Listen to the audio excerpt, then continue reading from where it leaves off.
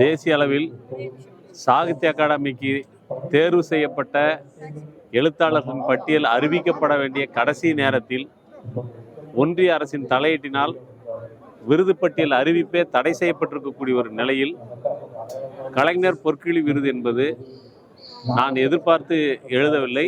இந்த ஆண்டு எனக்கு கிடைக்கும் என்றும் நான் எதிர்பார்த்திருக்கவில்லை.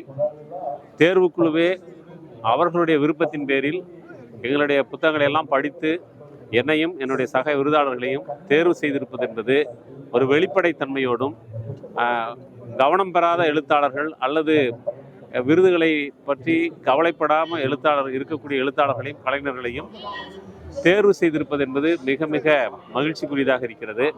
எந்த ஒரு எழுத்தாளருக்கும் கலைஞருக்கும் அவர்களுடைய ஆக்கங்கள் சமூகத்தால் கவனிக்கப்படுகிறது, கொண்டாடப்படுகிறது என்பது கூடுதல் உற்சாகத்தையும் தொடர்ந்து தங்களுடைய ஆக்கப்பூர்வமான பணிகளை மேற்கொள்வதற்கான ஒரு உந்துதலையும் தரக்கூடியதாக இருக்கிறது. அந்த வகையிலே கலைஞர் பொற்கிழி விருதை பெற்றமைக்காக நான் மகிழ்ச்சி அடைகின்றேன். இந்த விருதினை வழங்கிய பப்பாசிக்கும் இதற்கான மூல நிதியை வழங்கிய மறைந்த முதல்வர் கலைஞர் அவர்களையும் நான் இந்த நேரத்திலே நன்றியுடன் நினைவு கூறுகின்றேன். இங்கே முதல்வர் எங்களுக்கெல்லாம் விருது வழங்கி பேசுகிற போது இளைஞர்கள் படிப்பதற்காக தங்களுடைய நேரத்தில் ஒரு பகுதியை ஒதுக்க வேண்டும் என்று கேட்டுக்கொண்டார். நான் அதை வழிமொழிகிறேன்.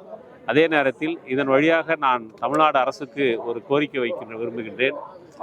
தேசிய அளவில் மட்டுமல்ல, உலகளாவிய அளவில் தமிழ் எழுத்தாளர்களை கொண்டாடக்கூடிய ஒரு புதிய விருது ஒன்று அறிவிக்கப்பட வேண்டும். அந்த விருதானது உலக அளவில் மதிக்கப்படக்கூடிய நோபல் பரிசு அல்லது புக்கர் பரிசு போன்ற இலக்கிய பரிசுகளோடெல்லாம் ஒப்பிடக்கூடிய அளவு கூட இல்லாமல் ஒரு தனித்துவமான ஒரு விருதாக அது உருவாக்கப்பட வேண்டும். இன்றைய தமிழ்நாடு அரசு நினைத்தால்தான் அது நடக்கும். அது செய்ய வேண்டும் என்று இந்த நேரத்தில் உங்கள் மூலமாக நான் கேட்டுக்கொள்கிறேன்.